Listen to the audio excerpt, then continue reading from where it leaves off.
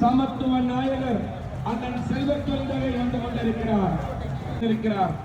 பாத யாத்திரையாக உங்கள் பகுதியிலே நியாயம் கேட்டு வந்து கொண்டிருக்கிறார். மக்கள் மன்றத்தில்